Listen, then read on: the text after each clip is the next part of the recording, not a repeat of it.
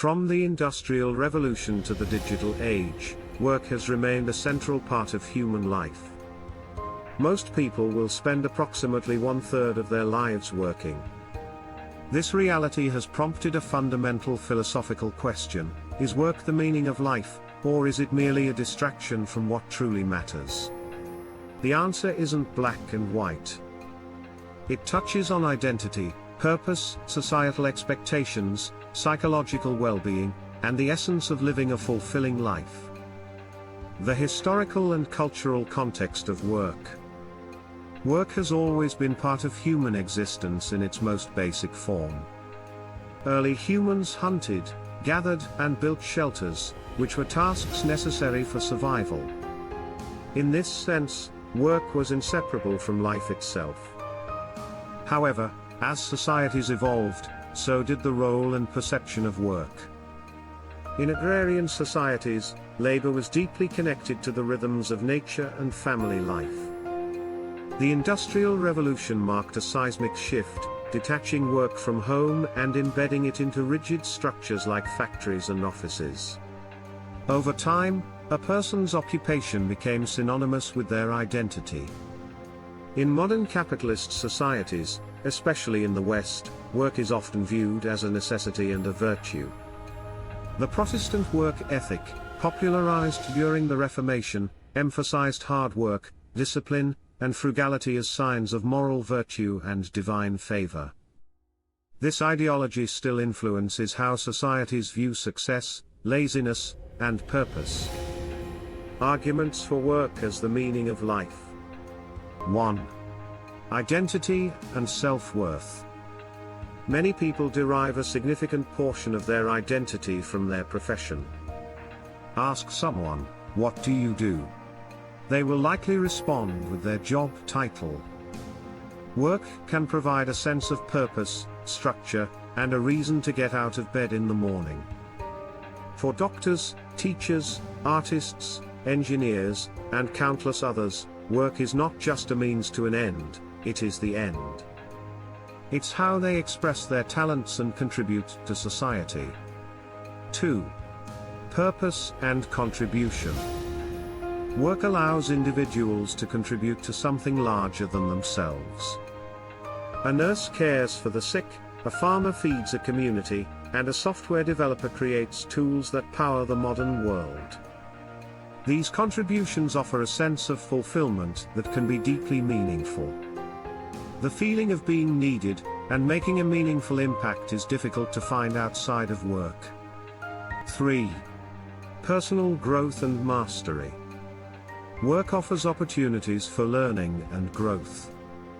The Japanese concept of ikigai, often translated as reason for being, highlights the intersection of what you love, what you're good at, what the world needs, and what you can be paid for. For many, work embodies this balance. The pursuit of mastery, the challenges overcome, and the satisfaction of solving complex problems can create a deep sense of accomplishment. 4. Community and connection. Workplaces are often where people find community. Friendships formed at work can be enduring. These relationships, combined with teamwork and shared goals, can foster a sense of belonging. Human beings are inherently social, and work provides one of the most consistent opportunities for social interaction. Arguments for work as a distraction from life. Despite these compelling arguments, a growing body of thought suggests that work, especially in its current form, is more of a distraction from life's deeper meanings than a source of them. 1. Workaholism and burnout. In a culture that glorifies hustle and long hours, many people find themselves trapped in a cycle of overwork. Burnout, stress-related illnesses, and mental health crises are on the rise globally. When work becomes all-consuming, little time or energy is left for relationships, leisure, creativity, or spiritual growth.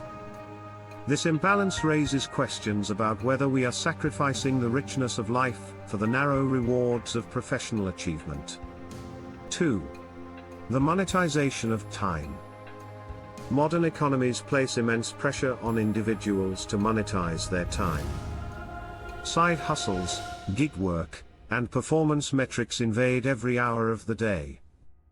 In such a framework, unpaid activities like caring for loved ones, enjoying nature, or engaging in volunteer work are often undervalued, even though they may offer greater meaning.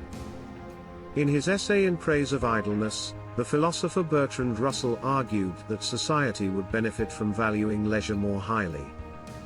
He believed that too much emphasis on work detracts from the intellectual and emotional fulfillment of pursuits like art, philosophy, and play. 3. Alienation and meaninglessness.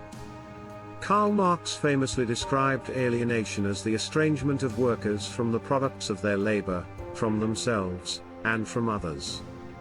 In many modern jobs, especially repetitive or bureaucratic ones, individuals feel disconnected from the outcome of their work. This can lead to a profound sense of meaninglessness. Moreover, in the automation and artificial intelligence age, many jobs are increasingly devoid of creativity or autonomy. When tasks are reduced to metrics and algorithms, the human element of work is lost. This alienation can make work feel less like a calling and more like a treadmill. 4. Life beyond work. Life encompasses more than productivity.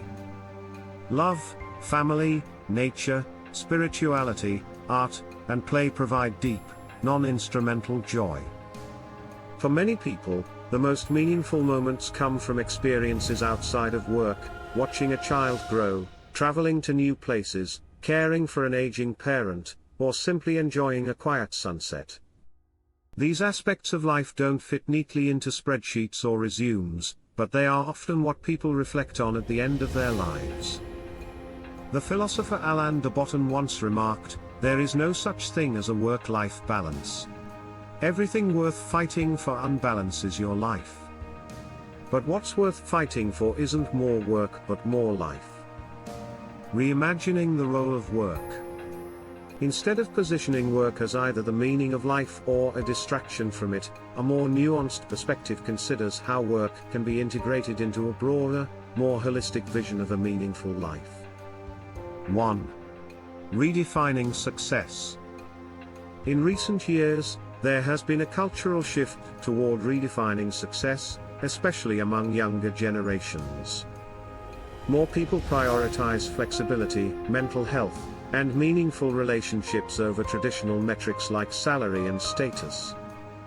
The rise of remote work, digital nomadism, and minimalist living reflects a desire to reclaim time and autonomy from work demands. 2. Universal basic income and post-work futures. Technological advances and automation have led some thinkers to imagine a post-work future, where machines perform most labor, and humans can pursue creative, intellectual, or communal endeavors. Proposals for universal basic income reflect this vision. If people were guaranteed a basic standard of living, would they still choose to work? And if so, would that work align more with their passions and values?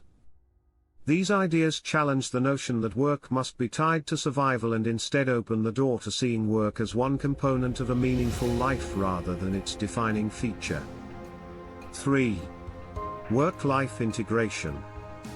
Instead of chasing balance, a perfect division between work and life, some suggest aiming for integration.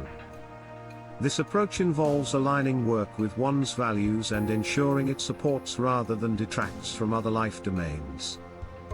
A teacher who loves mentoring youth or a scientist passionate about discovery may experience work not as a distraction, but as a natural extension of their life purpose. Philosophical and spiritual perspectives.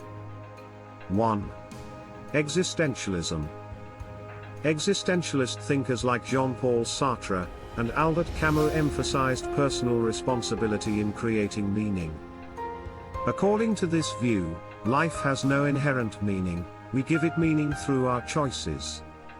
Work can be meaningful if it aligns with one's authentic self, but it can also be absurd if it becomes routine and disconnected from deeper values. Camo metaphor of Sisyphus, the man condemned to push a boulder up a hill forever, captures the futility many feel in their jobs. Yet, Camus concludes, one must imagine Sisyphus happy, suggesting that even in repetition, we can find freedom and meaning through conscious rebellion against absurdity. 2. Buddhism and mindfulness. Buddhism teaches that attachment to status, material success, or identity can lead to suffering. From this perspective, clinging to work as a source of self-worth may be a form of delusion. Mindfulness encourages being fully present in whatever one does, whether a work task or washing dishes. The act becomes meaningful not because of its result but because of the awareness and intention behind it. 3. Religious perspectives. Many religious traditions view work as a form of service. In Christianity, work is a way to serve God and others. In Hinduism, karma yoga refers to selfless action without attachment to outcomes. In Islam, honest labor is considered an act of worship. These frameworks suggest that work can be significant when aligned with ethical principles and performed with sincerity. Meaning is what we make of it. So, is work the meaning of life, or a distraction from it? The answer may be both or neither.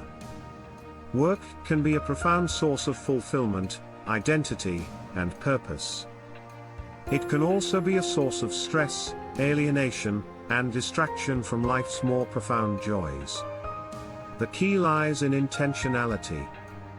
It can enrich our lives if we choose our work consciously, align it with our values, and ensure it supports rather than undermines our well-being. But if work becomes an unconscious habit, a means of escape, or a substitute for personal connection, it risks becoming a hollow distraction.